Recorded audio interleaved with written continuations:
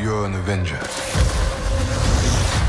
But down here, you're out of your league. Welcome to Watch Mojo, and today we're counting down our picks for the top 10 unanswered questions from Ant-Man and the Wasp: Quantumania. Just wait till you meet my variants. For this list, we're looking at the MCU plot points we became extremely curious about after watching the third Scott Lang installment. If you haven't seen Quantumania, prepare for major spoilers ahead.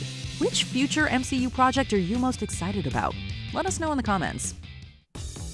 Number 10. How did Kang kill Thor? One of the Conqueror's most intimidating boasts is that he once slayed the God of Thunder. Finish this. Indeed, Thunderer. Let us finish this. But how could a regular human possibly stand a chance against an Odinson? While we didn't get explicit details, our best guess is that he had powerful futuristic weapons during that battle. Thor Ragnarok showed us that the God of Thunder can be vulnerable to technology if it's advanced enough.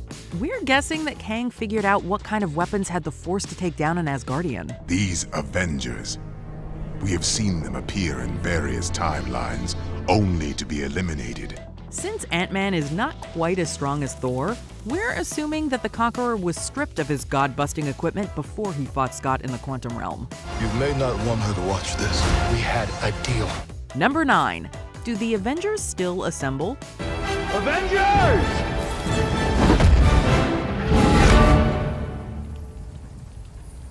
Assemble. After MODOK became an honorary Avenger, we started wondering about the current state of the team. Throughout Quantumania, Scott made it sound like it's been a while since he's done any superhero work. We've also rarely seen more than 3 Avengers in the same place since the events of Endgame. That made us question whether Earth and the galaxy's mightiest heroes ever hold regular meetings. Like a planet? Like in outer space? Oh, look. It's like a little puppy, all happy and everything. Admittedly, a lot of Avengers have been quite busy raising or mentoring the next generation of heroes lately.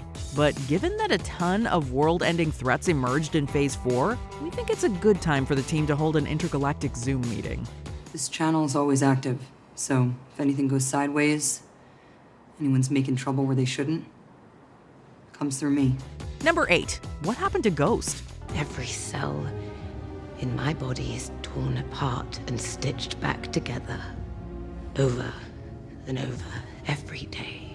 A few Ant-Man franchise characters were missing from the final installment. In an interview, director Peyton Reed said beloved human allies like Luis were left out due to the focus on the quantum realm.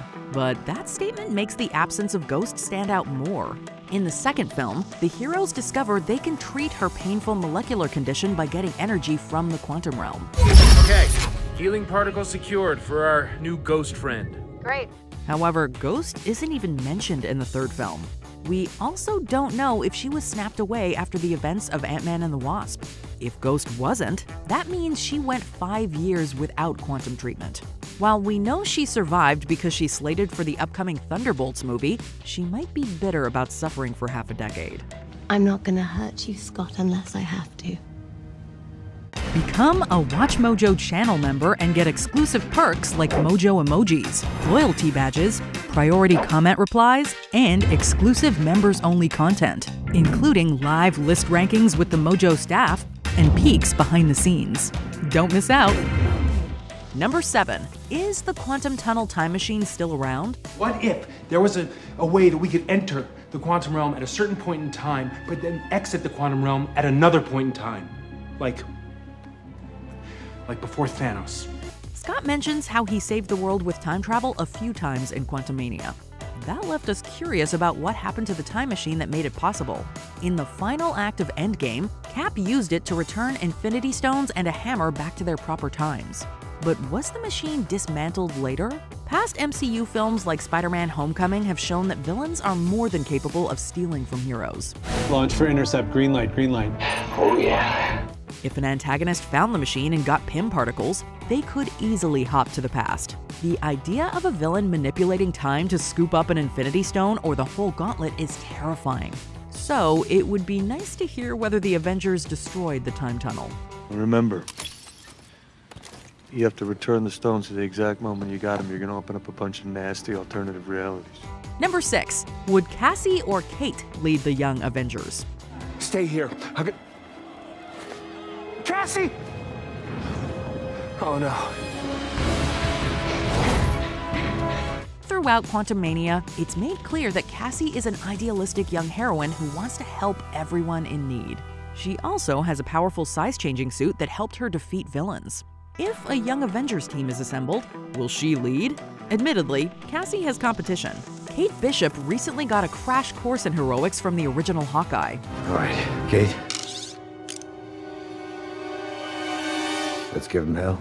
Outside of picking up a few advanced archery tips, she also learned how to properly assess dangerous situations and face down one of the most intimidating villains in the MCU. Bishop also has the financial resources to fund a team. While the new Hawkeye and Cassie are great heroines in their own right, it's still a toss-up as to who would be chosen to lead. You took on Kingpin all by yourself. Not many people walk away from something like that. I'm so proud of you. Number 5. What is Victor Timely, aka Kang, planning? In the final post-credit scene of Quantumania, Loki watched a variant of Kang that calls himself Victor Timely put on a public demonstration. You're just a man. Flesh and blood. Don't tell me I'm a disappointment. The God of Mischief seemed extremely concerned about what this version of the Conqueror was up to. It turns out that a past Marvel storyline may give us some hints. In the comics, Kang wanted to make it easier for him to defeat the Avengers in the 20th century. He decided the best course of action was to travel back to the 1900s and establish an advanced city that would exist before most of the heroes were around. Based on what we know, the MCU's Timely will likely try to conquer his timeline without Avengers getting in the way.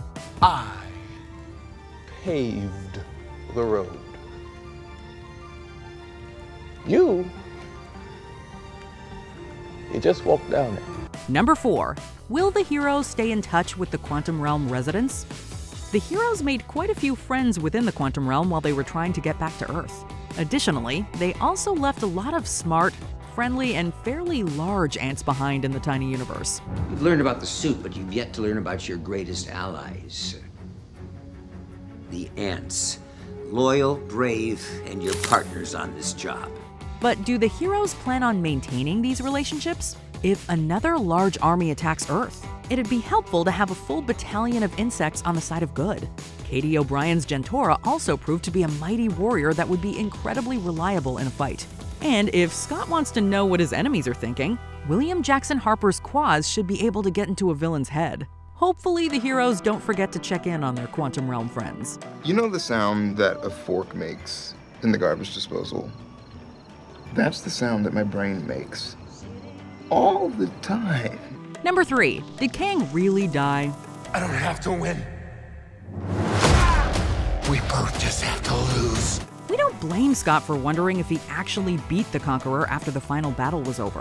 When we last saw Kang, he got sucked into a device that was full of growing and shrinking Pym discs. Unfortunately, that's not definitive proof that he died. Darren Cross famously survived after getting shrunk down by Pym particles after Scott made his suit malfunction.